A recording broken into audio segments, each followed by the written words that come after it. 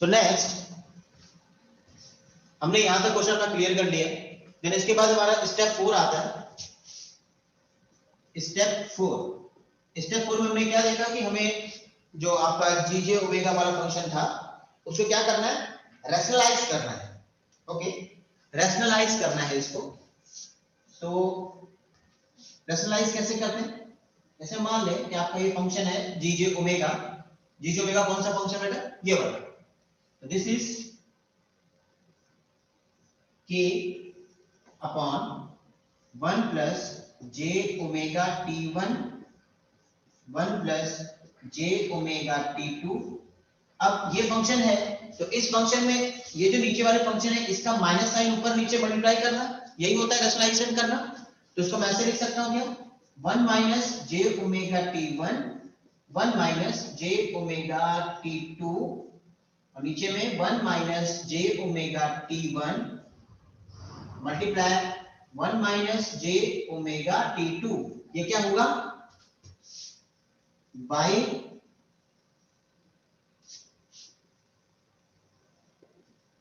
Rationalisation. Rationalisation करने का मतलब क्या होता है, जो भी आपका फंक्शन है ये वाला, इसमें ये प्लस साइन को माइनस साइन से रिप्लेस कर दो और ऊपर नीचे मल्टीप्लाई कर दो, सिंपल। तो जब इसको मल्टीप्लाई करोगे, सॉल्व करोगे, तो ये कुछ इस तरीके से इक्वेशन आपकी रिप्रेजेंट होगी।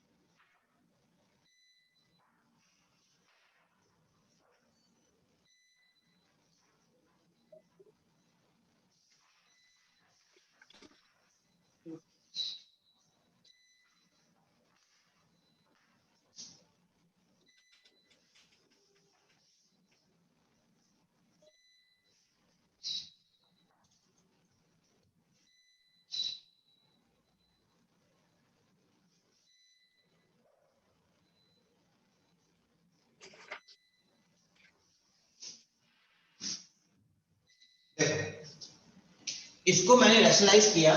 रैशनलाइज करने के बाद आपको मल्टीप्लाई डिवाइड कर लेना, आप सिंपल। डिवाइड करने के बाद आपके दो वैल्यूज आएंगी, एक तो ये और एक ये वाला क्या वैल्यूज है, देखो बेटा, ये जो इमेजिनरी वैल्यूज है वो ये वाली वैल्यू हो गई और ये रियल वाली वैल्यू हो गई, that is real values and imaginary value. तो रैशनलाइज करने के बाद आप क्या करोगे, रियल वैल्यूज और इमेजिनरी वैल्यूज को अलग अलग सेपरेट कर लिया, सिंपल। अब इसके बाद क्या करें, एक बार इसको इक्वल टू 0 करो और एक बार इसको इक्वल टू 0 करो और ओमेगा की वैल्यू फाइंड करो, सिंपल। सो आप यहां करोगे रियल की वैल्यू मैं क्या कर रहा हूं, 0 कर रहा हूं। तो अभी भी हमें पता है कि हमने पहले पढ़ा है कभी कि अगर हम रियल की वैल्यूज को 0 करते हैं, मतलब अगर हमें y कोऑर्डिनेट्स मतलब x और y कोऑर्डिनेट्स में वैल्यू अगर डिटरमाइन करनी है तो क्या करते हैं, अगर x की वैल्यू को 0 करते हैं तो जो वैल्यू आएगी वो किसकी आएगी, y की। और अगर y वाले की वैल्यू 0 करोगे तो किसकी वैल्यू आएगी, x की।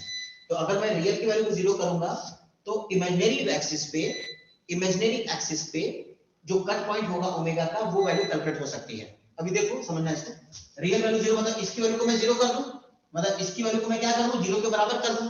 अगर मैं इसकी वैल्यू को 0 के बराबर कर दूंगा तो डायरेक्ट ये नीचे वाली वैल्यू तो इज इक्वल टू 0 हो जाएगी। ऐसे जैसे k1 minus omega square t1 t2 equal to 0 होगी ना, क्योंकि इसके नीचे वाली वैल्यू तो डायरेक्ट 0 का मल्टीप्लिकेशन हो जाएगा, सिंपल।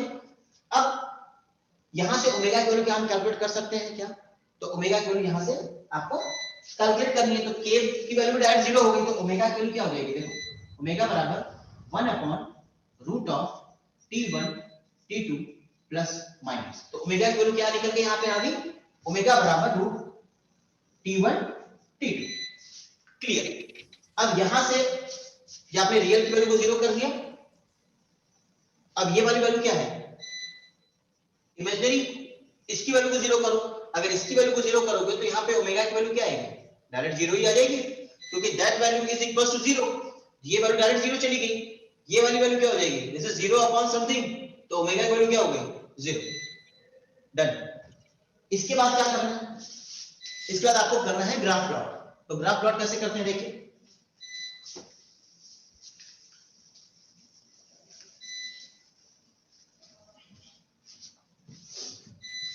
बहुत सिंपल है ग्राफ प्लॉट करना। ये देखो, ये है आपका रियल एक्सिस और ये है आपकी इमेजिनरी एक्सिस, ठीक है, डन। ये जो आउटर साइड्स के मैं 4 पॉइंट बना रहा हूं, समझना अच्छे से, that value is omega is equal to 0, omega is equal to 0, omega is equal to 0 and omega is equal to 0। और जो सेंटर पे पॉइंट होता है that is omega is equal to infinity, ठीक है। ये जो 4 कोऑर्डिनेट्स मैंने आपके एक्सिस से बनाए, उसमें 4 जो कॉर्नर्स हैं उन कॉर्नर्स पे मैंने सेट किया ओमेगा की वैल्यू 0 और जो सेंटर पे पॉइंट है that is omega is equal to infinity.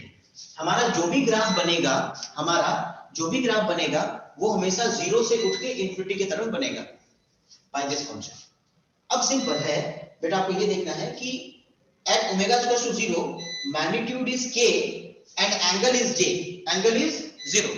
तो इस एक्सिस पे ये एंगल कितना हो गया, 0 डिग्री, ये हो गया माइनस का 90 डिग्री, ये हो गया माइनस का 180 डिग्री और ये हो गया माइनस का 270 डिग्री।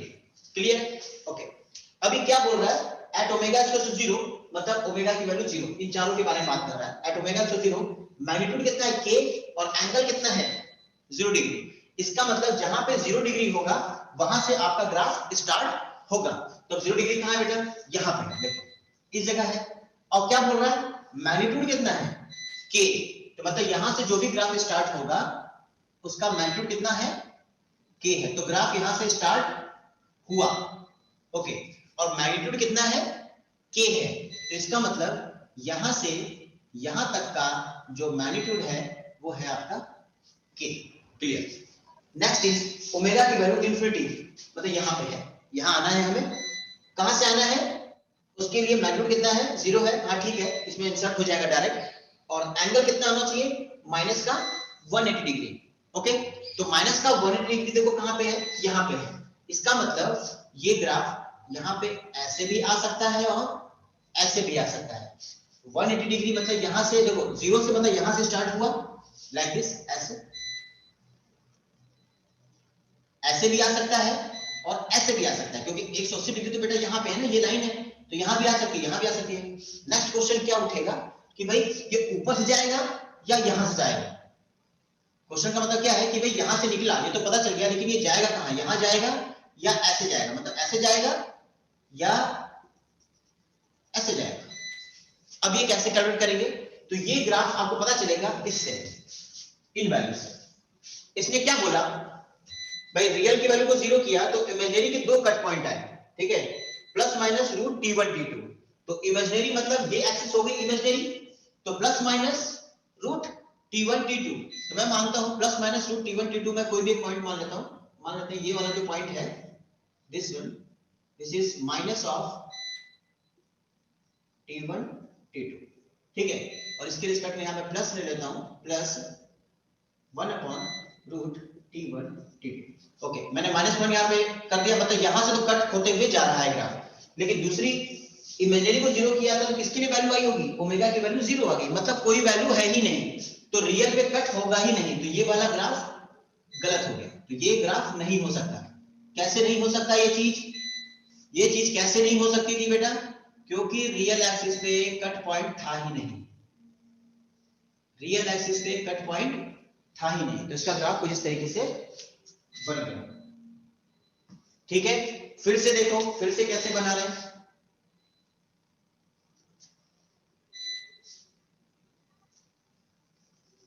फिर से देखो, सिंपल है, ग्राफ आपका स्टार्ट कहां से होगा, ओमेगा की वैल्यू 0 से, और एंड कहां पे होगा, ओमेगा की वैल्यू इंफिनिटी पे।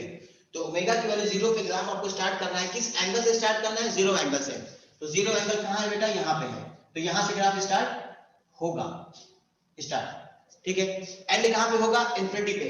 इंफिनिटी पे एंगल कितना होना चाहिए भाई, माइनस के 180 पे इसको एंड करना है, तो माइनस का 180 पे देखो यहां पे दिख रहा है, तो एंड यहां से भी हो सकता है और यहां से भी हो सकता है, क्योंकि माइनस का 180 तो यहां है, और ग्राफ हमेशा लाइक दिस, इस क्लॉकवाइज तरीके से चलेगा। अब ये क्या बोल रहा है, यहां से हो सकता है, यहां से भी हो सकता है, तो कौन सा माने भाई, ये वाला ग्राफ माने या ये वाला ग्राफ माने, ये परेशानी हो गई। तो अब सबसे पहले देखो कि इसका कट पॉइंट क्या आ रहा है, आपने निकाला है, देखो आपने बोला रियल की वैल्यू 0 किया, तो ये जो कट पॉइंट आया होगा, ये कट पॉइंट किसके लिए हुआ होगा, इमेजिनरी एक्सिस के लिए। तो इमेजिनरी एक्सिस पे प्लस माइनस 1/√T1 T2 लेना है आपको, तो मैं मान लेता हूं ये वाला मेरा हो गया 1/रूट में T1 T2 माइनस साइन, और ये वाला हो गया प्लस साइन। अब ठीक है, आपका ग्राफ दोनों कटेगा, यहां से कटेगा, मतलब यहां पे आपका ग्राफ कट करते हुए जाएगा, लेकिन एंड कहां तक जाएगा, कहां तक, कहां से जाएगा, मतलब इधर से जाएगा या डायरेक्ट इधर चला जाएगा, तो ऊपर जा रहा है, मतलब इस वाली एक्सिस को कट करना पड़ेगा ना, रियल एक्सिस को। लेकिन आपने जब इमेजिनरी की वैल्यू को कैलकुलेट किया था, तो आपने बोला ओमेगा की वैल्यू 0 है, मतलब ओमेगा की कोई वैल्यू है ही नहीं, ओमेगा की कोई भी वैल्यू नहीं है, तो यहाँ पे कट पॉइंट होगा ही नहीं, क्योंकि रियल एक्सिस पे कट पॉइंट ओमेगा के लिए कुछ था ही नहीं, तो ये वैल्यू हो गई गलत, तो ये वाली वैल्यू नहीं होगी। आपका ग्राफ जो बनेगा लाइक दिस, इस तरीके से बनेगा, दैट पॉइंट इज 1/रूट में T1 T2 minus n, like this, ऐसा। So that is the process for plotting a polar plot.